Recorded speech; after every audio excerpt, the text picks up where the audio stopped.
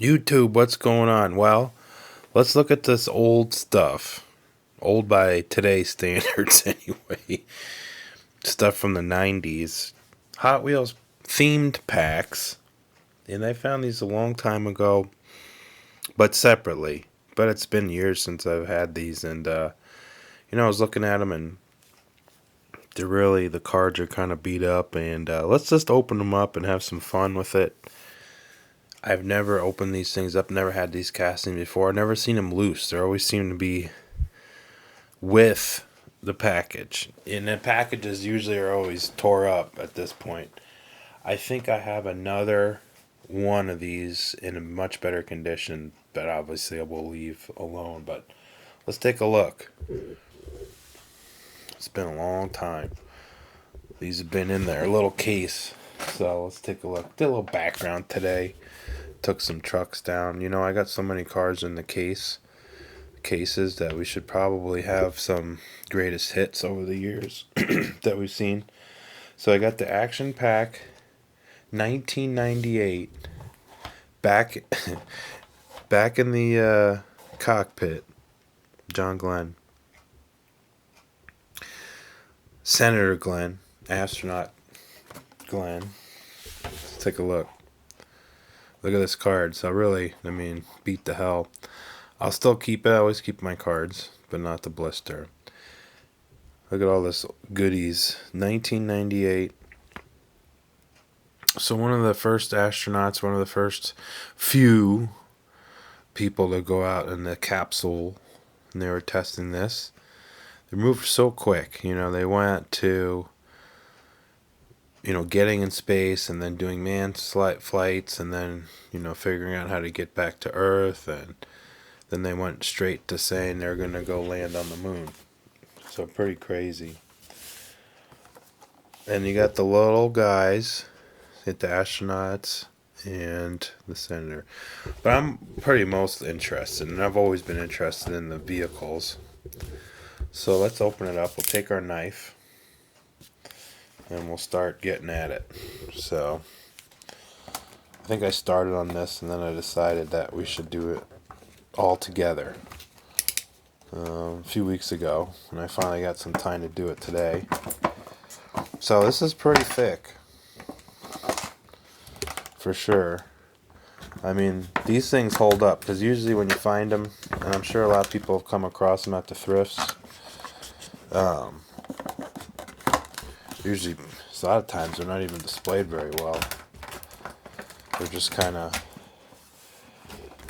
thrown in there at bins. I think I found one of these like this. Now this is super thick. There we go. I want to try to preserve the card as much as I can. So we're going to take our time. Let's just bend it off for now, for time's sake, so I can play with it later. Alright. We have very thick cardboard. Let's take a look. So we already looked at this. Let's look at this now. So these people have been under this yellowed card, so they look a lot better for a very long time. People can do the math. Alright, so we got another blister. So let's leave the astronauts on there, but we can cut around them. So this will be just like taking a card off when we do our main lines. Let's just take it easy. Leave those guys over there. Can probably cut around them. Oh yeah, we can get around it. I'm trying to get this on camera. I'm going to use two hands. We've got a little card we'll look at here in a minute. Move that off to the side.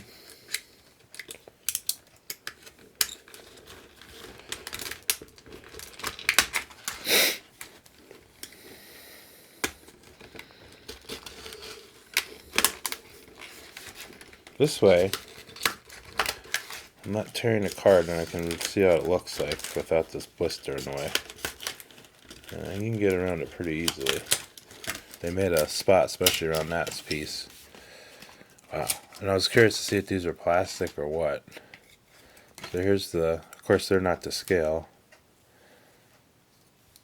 I wonder I gotta look into the... So these are people. Let's just take a look at the astronauts real quick before we say adieu to the package for a minute.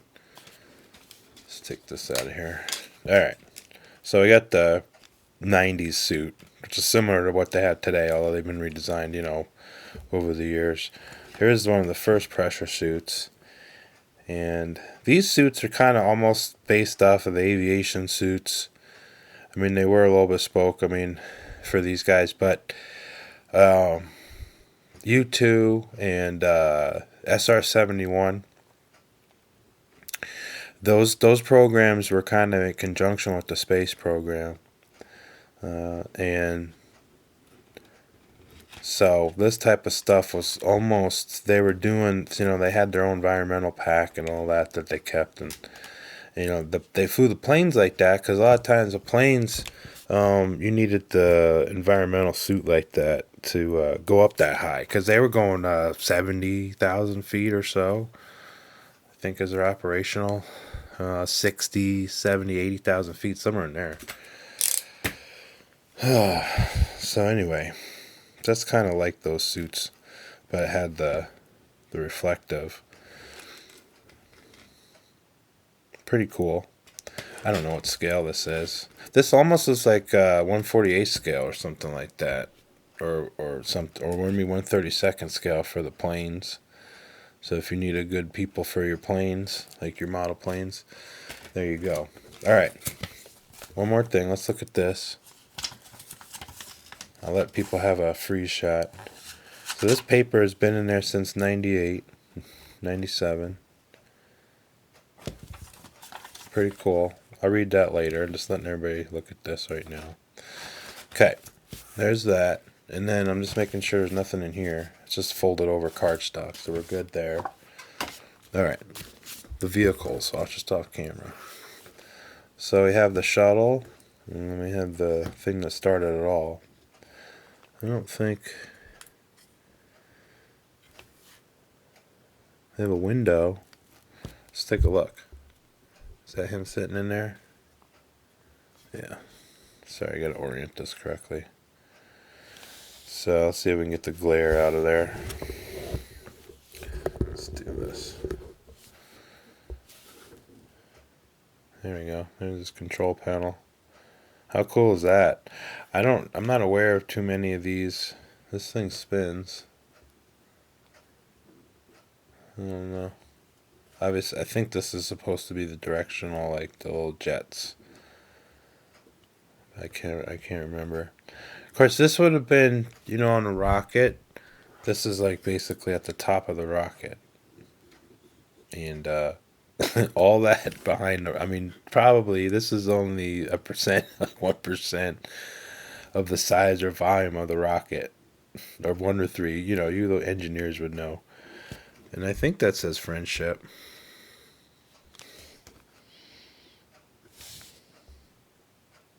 Seven, yeah. So really cool. Let's see if this opens. It looks like it has a hinge, but I could be wrong. No, that's just the back. Really detailed. So this is the die-cast metal body. Then we have a plastic base and a plastic top that spins. So I think that's supposed to spin. That way they could control the jets. So it would launch from Earth, and then it would put it into orbit, the rocket. And this thing would travel about 17,000 miles an hour, if you can comprehend that. It's kind of neat.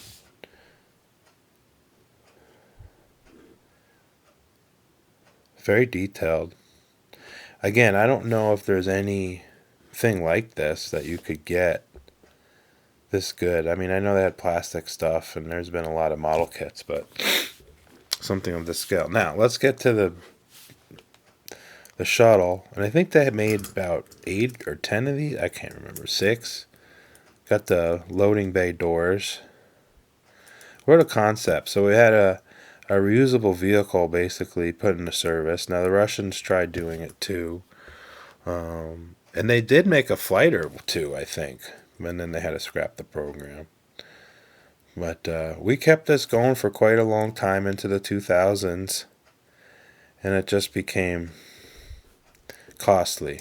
There's better ways to go into space now that's more efficient. Completely metal.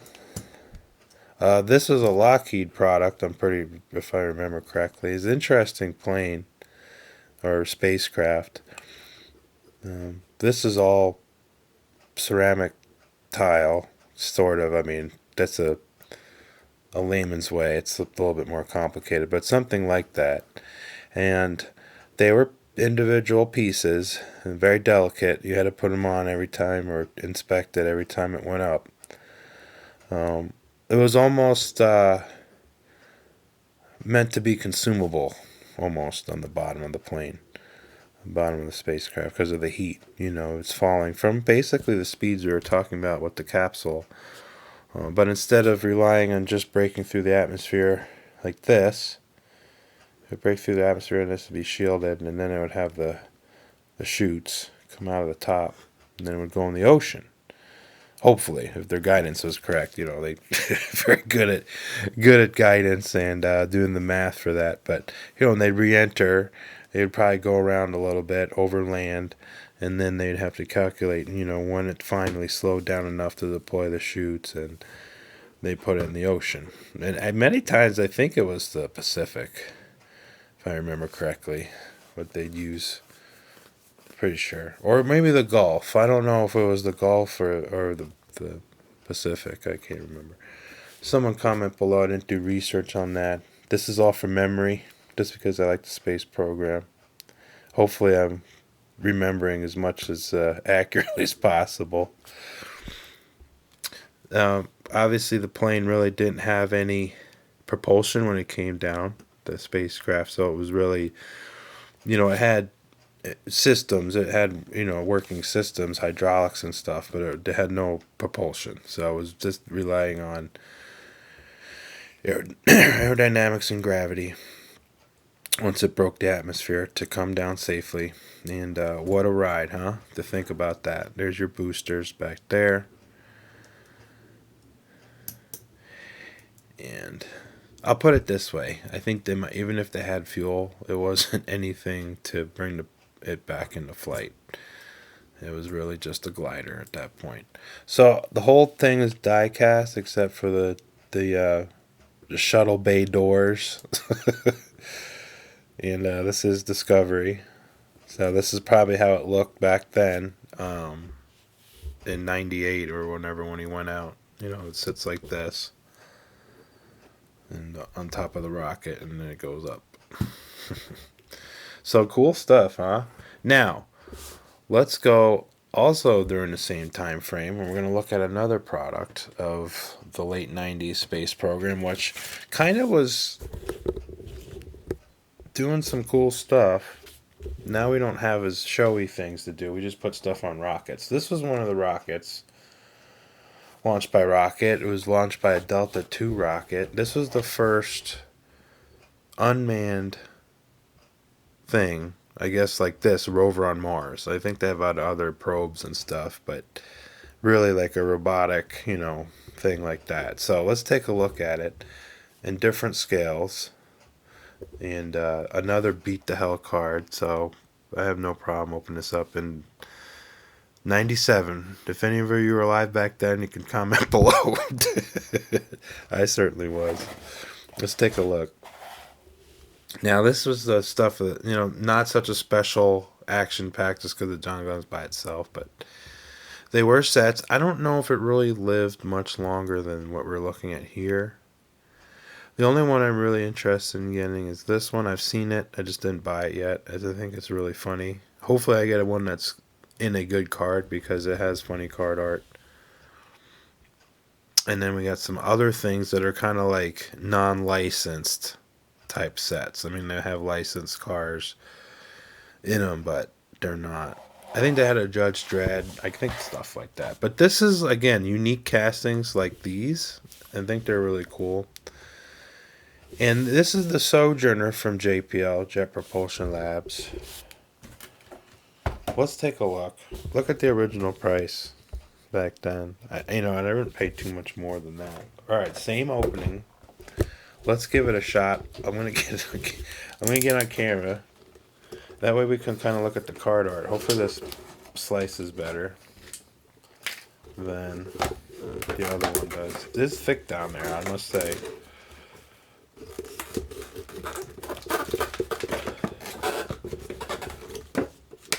You almost need a serrated blade. Yeah, that goes a little bit better. Also, I use this knife a lot, so it definitely needs a new blade. I gotta snap off a new one, but it's working pretty good. The reason I like this, it's much tougher than any hobby blades are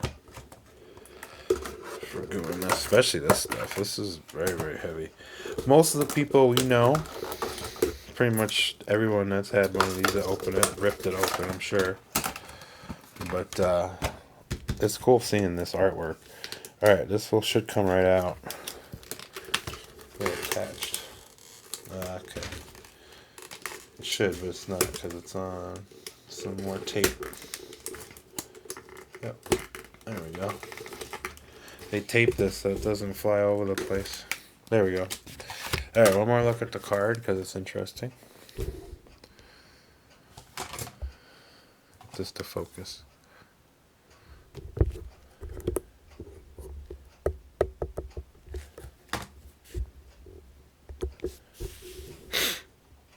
Just for posterity. Alright. And then this is what it's going to do. So we'll look at it. Oh, we got a... It's almost like one of those dolls that has all the smaller pieces in it.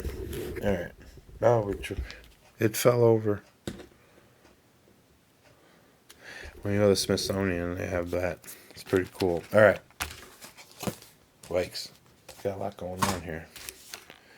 So finally we get to see this again out of its shell. And look how vibrant the coating is for the solar panels. So much better. I knew I was going to enjoy opening this. Alright, so same type of situation. Now this one, nothing underneath. Nothing in between. So let's see. How's this on there? Let's take a little look. Okay. And we got some tie wire. So looks like this is glued. And it's still supple. Look at the double size tape they used. It's still sticky. Huh. Alright, so there we go. Boy, they did a lot of work, huh? With all this. Put a piece of tape on there and everything. Alright, so we're going to do what we should do. Instead of having to beat the hell out of all that stuff, we're going to take these and get it. So we can just go right through the tape. And do the old snapperoo. I just sharpened these a little bit ago, so they should work pretty good. Alright, so this has come out now. There we go. There's that, so we'll disassemble that in a minute. These other guys, they're just on there with the blister. So let's do that. Now we can close this back again so we're not getting sticky. Okay, so there's our rover. Alright, so this is the landing craft, I believe. Or the spacecraft before it like launches the probe. I think it's something like that. That's the Pathfinder rover and then the lander. So let's take a look at this thing. Wow, this thing's snapped in there. That's cool. Alright, so this was in there like that. And then this goes. So pretty much a working model of this whole situation. There we go. So yeah, this must be where it goes through the atmosphere. See that disc, that cone? And then here's our solar falls. Or something like that. This might be the parachute packs. Wow. Alright. Before I get into that, let's open up the other one real quick, and that's the lander. So, just let everybody look. Watch me slice myself. Bring this in a little bit. Okay, there we go.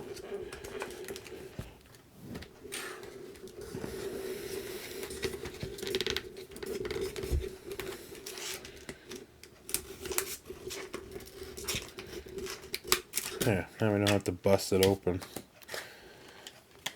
Do it with a little finesse. So that thing's been down too, and this is glued. Alright, so let's get this in here a little bit. So, this thing when it came out, landed, this would have done its thing. I guess this lasted from July of 1997 to about October of 1997. It had a battery on it that lasted 150 hours, kilowatt, I don't know, something like that. But anyway, that halfway through, it just started relying on its solar power, so they only could do daytime stuff.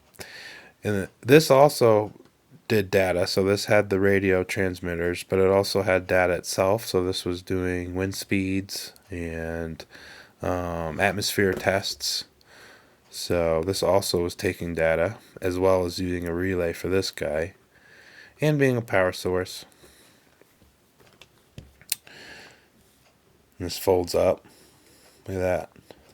Isn't that cool? We'll open it again. And there she is. I don't know if anything comes up or not. Yeah, this comes up a little bit. So they would have had a mast. This is rubber. That's cool. That comes up, and that's cool that is depicted on this. And then you got JPL. Cool, huh? Look at that. All right, so we're kind of scaled down. Then we go to scaled down to this guy, which is that. Isn't that funny? Uh-oh. We gotta snap this in. Good thing it's not busted. So, yeah, it doesn't like being opened all the way. So there is that, and that's the lander size in relation to the spacecraft. Let's take a look. It's really cool that they have the multiple scales. I don't know if this thing gets, like, just crashes or what, but someone could say. So it snaps in. Wow, this is great. So this is really cool. So we got this. Very glad I opened this, actually. We looked at this. Now let's look at this guy. So this is the Rover. Look at that. So that got dried, but it didn't mess up our thing. So we're all seeing this live together, how the condition is. And then let's take off the tie wire. Not try to bust this bad boy up. Take that out.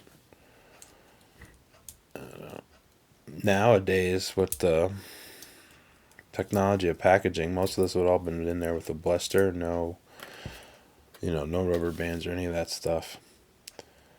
Okay, so we have suspension. There is a spring in there, so that is really unexpected. And this is actually the bogey style suspension. This is the real deal. This is how it looked. Of course, you can see the lightning holes. And this also would have had some instruments on it. I don't know. Oh, yeah. So it's got the mast. Let's back this up. Super cool. This is super cool. So these are, in real life, these are metal, but for this model, these are rubber. So they're a rubber wheel, and they get snapped onto that hub. So they roll okay, but it's more when you do it with your finger than, unless you wanted to grease them. This is also that kind of plasticish. It's not very rubberish, but the suspension, wow. They put a spring in there. I wonder if NASA, really were like adamant about the accuracy. And Mattel was probably, I guess, if they were going to get the rights to do it, they said, okay, we'll spend the money. So we have the JPL embossed on there. The gold, really, they use this for shielding. There you go, copyright Caltech. Pretty cool. This was the culmination of a project that was like a decade old, I guess. So they were doing a lot of this research to try to field these robots and stuff. And it set up the communications and the power sources. And so these are all things just like the space program that had to be figured out. And here we go. So this is sweet. Let's test it out on the gravel here. The gravel track. Let's move over to the gravel track. Let's see if she does any work. There we go. Just need a little friction. And of course with the suspension, this thing works great. So we have the actual design of this. First and second pivot points.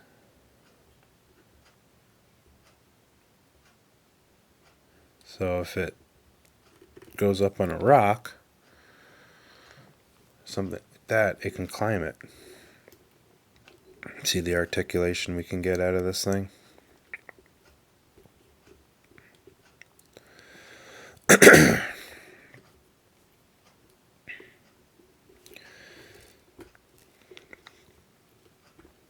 And that's kind of what they figured out would be the best. Of course, I think every wheel was driven, so even though it's getting caught right now, if it had a wheel being propelled, it would just start climbing everything. And I'm pretty sure they had all individual wheel drive. Pretty neat. So, very cool. Well, we looked at some space vehicles today at the shop. Maybe one of these will be in the shop. That's something to have unusual as part of the display. You know, this cost $25 million, and I think the space vehicle was $150 million. So, pretty interesting. But in today's standard, that seems kind of cheap. I don't know if you ask me. Hope everybody enjoyed it. We looked at space cars today, and look at that thing.